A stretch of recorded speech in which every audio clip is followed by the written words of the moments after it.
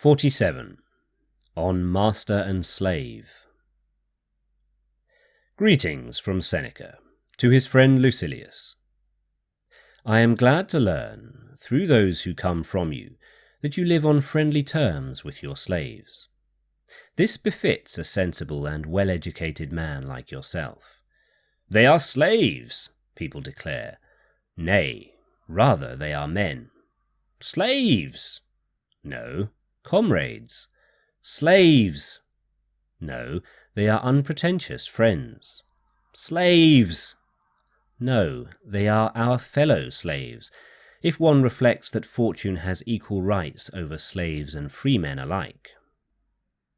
That is why I smile at those who think it degrading for a man to dine with his slave. But why should they think it degrading? It is only because purse-proud etiquette surrounds a householder at his dinner with a mob of standing slaves. The master eats more than he can hold, and with monstrous greed loads his belly until it is stretched and at length ceases to do the work of a belly, so that he is at greater pains to discharge all the food than he was to stuff it down. All this time the poor slaves may not move their lips, even to speak. The slightest murmur is repressed by the rod. Even a chance sound, a cough, a sneeze, or a hiccup, is visited with the lash. There is a grievous penalty for the slightest breach of silence. All night long they must stand about, hungry and dumb. The result of all this is that these slaves, who may not talk in their master's presence, talk about their master. But the slaves of former days, who were permitted to converse not only in their master's presence, but actually with him, whose mouths were not stitched up tight, were ready to bare their necks for their master, to bring upon their own heads any danger that threatened him. They spoke at the feast, but kept silence during torture. Finally, the saying, in allusion to this high-handed treatment, becomes current: as many enemies as you have slaves. They are not enemies when we acquire them. We make them enemies. I shall pass over other cruel and inhuman conduct towards them, for we maltreat them not as if they were men, but as if they were beasts of burden. When we recline at a banquet, one slave mops up the disgorged food, another crouches beneath the table and gathers up the leftovers of the tipsy guests. Another carves the priceless game birds. With unerring strokes and skilled hand he cuts choice morsels along the breast or the rump. Hapless fellow, to live only for the purpose of cutting fat capons correctly. Unless, indeed, the other man is still more happy than he, who teaches this art for pleasure's sake, rather than he who learns it because he must. Another, who serves the wine, must dress like a woman and wrestle with his advancing years. He cannot get away from his boyhood, he is dragged back to it. And though he has already acquired a soldier's figure, he is kept beardless by having his hair smoothed away or plucked out by the roots, and he must remain awake throughout the night, dividing his time between his master's drunkenness and his lust. In the chamber he must be a man, at the feast a boy. Another, whose duty is to put a valuation on the guests, must stick to his task, poor fellow, and watch to see whose flattery and whose immodesty, whether of appetite or of language, is to get them an invitation for tomorrow. Think also of the poor purveyors of food, who note their master's tastes with delicate skill, who know what special flavours will sharpen their appetite, what will please their eyes, what new combinations will rouse their cloyed stomachs. What food will excite their loathing through sheer satiety, and what will stir them to hunger on that particular day? With slaves like these, the master cannot bear to dine. He would think it beneath his dignity to associate with his slave at the same table. Heaven forfend! But how many masters is he creating in these very men? I have seen standing in line before the door of Callistus the former master of Callistus. I have seen the master himself shut out while others were welcomed. the master who once fastened the "for sale" ticket on Callistus and put him in the market along with the good-for-nothing slaves. But he has been paid off by that slave, who was shuffled into the first lot of those on whom the crier practices his lungs. The slave, too, in his turn, has cut his name from the list, and in his turn has adjudged him unfit to enter his house. The master sold Callistus, but how much has Callista made his master pay for? Kindly remember that he whom you call your slave sprang from the same stock, is smiled upon by the same skies, and on equal terms with yourself breathes, lives, and dies. It is just as possible for you to see in him a free-born man, as for him to see in you a slave. As a result of the massacres in Marius's day, many a man of distinguished birth, who was taking the first steps towards senatorial rank by service in the army, was humbled by fortune, one becoming a shepherd, another a caretaker of a country cottage.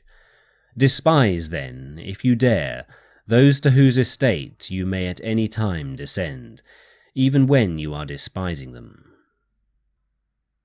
I do not wish to involve myself in too large a question, and to discuss the treatment of slaves, towards whom we Romans are excessively haughty, cruel, and insulting.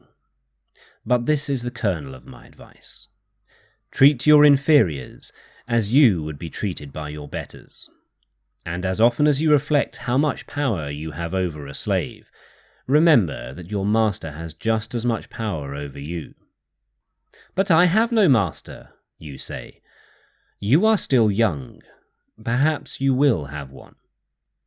Do you not know at what age Hecuba entered captivity, or Croesus, or the mother of Darius, or Plato, or Diogenes?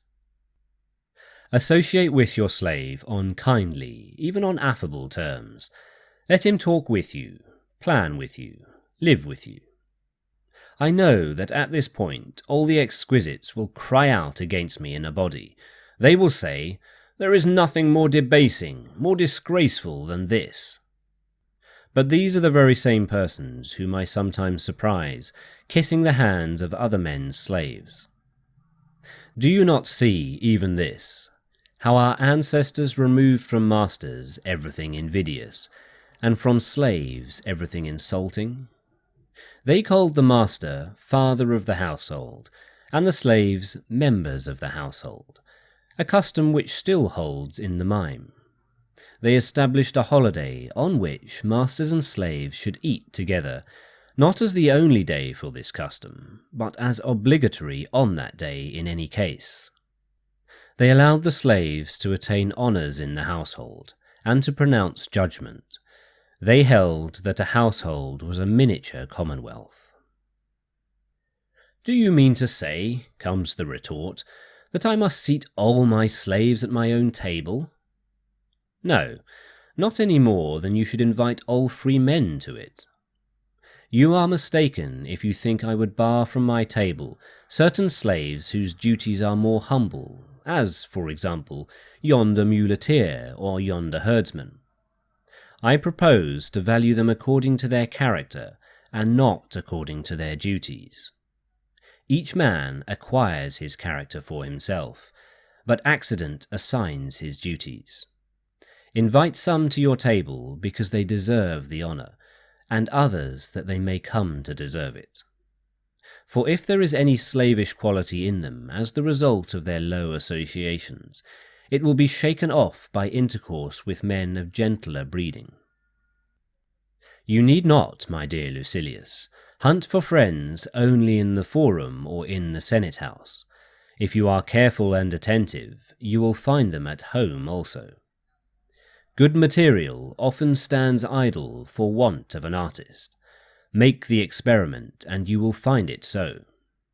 As he is a fool who, when purchasing a horse, does not consider the animal's points, but merely his saddle and bridle, so he is doubly a fool who values a man from his clothes or from his rank, which indeed is only a robe that clothes us. He is a slave. His soul, however, may be that of a free man. He is a slave! But shall that stand in his way? Show me a man who is not a slave. One is a slave to lust, another to greed, another to ambition, and all men are slaves to fear. I will name you an ex-consul who is slave to an old hag, a millionaire who is slave to a serving maid. No servitude is more disgraceful than that which is self-imposed. You should, therefore, not be deterred by these finicky persons from showing yourself to your slaves as an affable person, and not proudly superior to them. They ought to respect you rather than fear you. Some may maintain that I am now offering the liberty cap to slaves in general, and toppling down lords from their high estate, because I bid slaves respect their masters instead of fearing them. They say, "This is what he plainly means. Slaves are to pay respect as if they were clients or early morning callers." Anyone who holds this opinion forgets that what is enough for a god cannot be too little for a master. Respect means love, and love and fear cannot be mingled. So I hold that you are entirely right in not wishing to be feared by your slaves, and in lashing them merely with the tongue. Only dumb animals need the thong. That which annoys us does not necessarily injure us, but we are driven into wild rage by our luxurious lives, so that whatever does not answer our whims arouses our anger. We don the temper of kings, for they too, forgetful alike of their own strength and of other men's weakness, grow white-hot with rage, as if they had received an injury, when they are entirely protected from danger of such injury by their exalted station.